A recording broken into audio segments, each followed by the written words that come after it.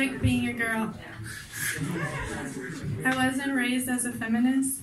I'm telling you how I was raised because according to my psychology book, I can just blame my parents for who I am or how I act, and I don't have to take responsibility.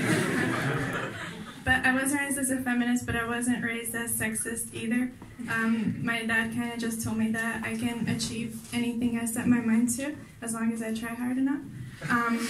But he told me that excludes rapping, so he said that because he said that I don't have musical education. But then I thought about it, and most rappers that I know of have no education. That made me very frustrated because I'm finishing up my bachelor's now. But anyways, I like being a girl, especially if I do my girl voice. It's kind of like this one, but you have to smile more and you have to look more vulnerable. Then people want to help you, and then you don't have to do the things that you don't want to do. In my experience, it works well with police officers, but not so much with family. One time I was getting pulled over. I was driving a van, like a moving van, not one of the creepy vans, and I was getting pulled over for a while because I didn't realize I was getting pulled over, because in Latvia, that's where I'm from, you heard that one. When you're getting pulled over, the car just signals to you or makes the lights go off or just kind of yell at you. But here, I was on the freeway or the highway, I don't know, and the police car was behind me. I noticed them. I noticed I wasn't speeding. Then they went next to me. Then they waved at me. I waved back. Then they went. Now it seems obvious, but it really wasn't. They exited the highway, but I kept going because that's not where my exit is. Then they went up again, did the same thing, wave back.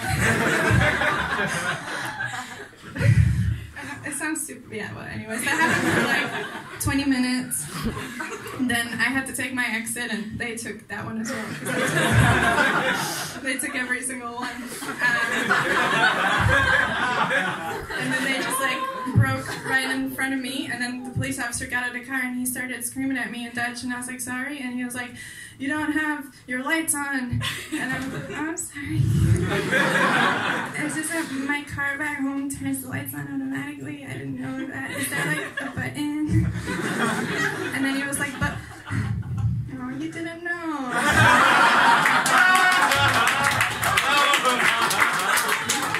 And all the police officers came with me to point at the button to turn it on.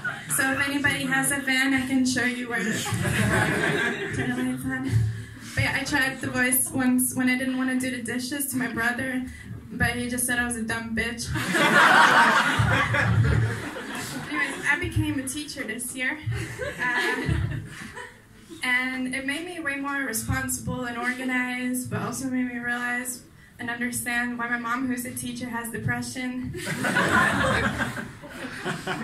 I mean, I really like teaching, and I always get really excited about everything I have to do, and I'm like, oh my God, guys, there's this exciting homework you're going to have to do. I'm going to love it. And they're like, why are you mocking the course that you're teaching? And I didn't realize they were interpreting it that way.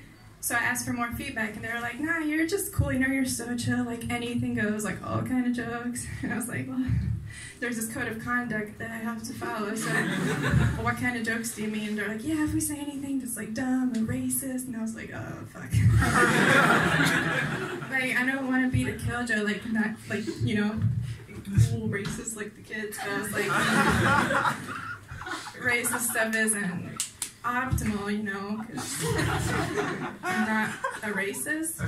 And then they all laughed, and I don't know how to interpret that, because whenever an audience laughs, I feel like I'm doing a good job, but then they're not my audience.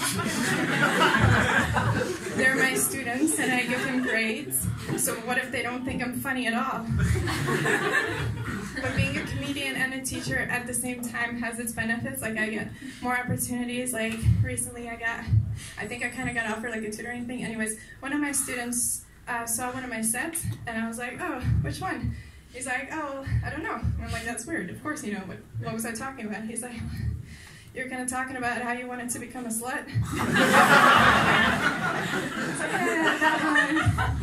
For those of you that don't know, I did a set where I talked about becoming a slut with my friend Becky, and then it didn't work out because it was more difficult than we thought. Like, she became a slut, and then I got a boyfriend, and then she was mad at me, and then I broke up, and then I was like, okay, I'm back, and she was like, no, and I was like, wow, I thought we were friends, so like, it didn't work out.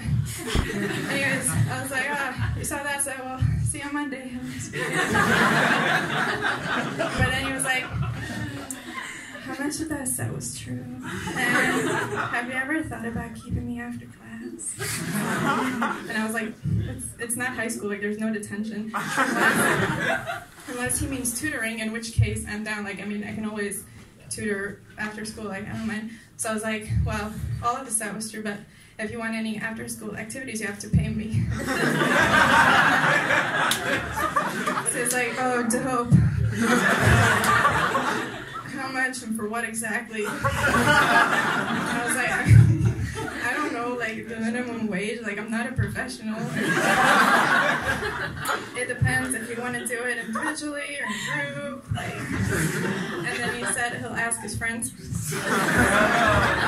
That's cool. That would make it my fourth job. So I'm a teacher, a tutor maybe, a sushi chef, and a babysitter.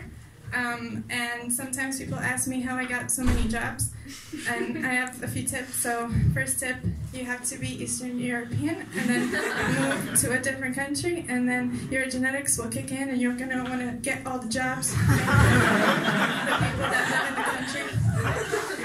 And the second tip is you have to lie on your CV. My dad taught me that. I think everyone's dad taught him that. And I never regretted lying on my CV. I only regretted it once. It was for babysitting. The woman asked me, have you ever taken care of a disabled child? And I said, yeah. Sure.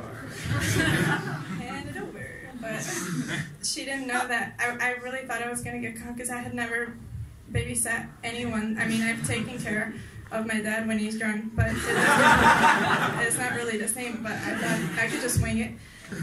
So I was taking care of her. She was crying, and I lifted her up, and her head bumped into the ceiling. Because she was way lighter than my dad when he's drunk. And then she started...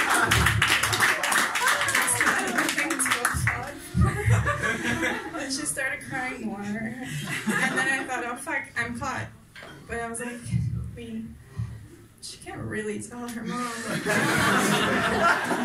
And that's when I realized that I'm a terrible person. So you shouldn't lie on your CV, because if I hadn't lied on mine, I wouldn't realize I'm a terrible person. That's it.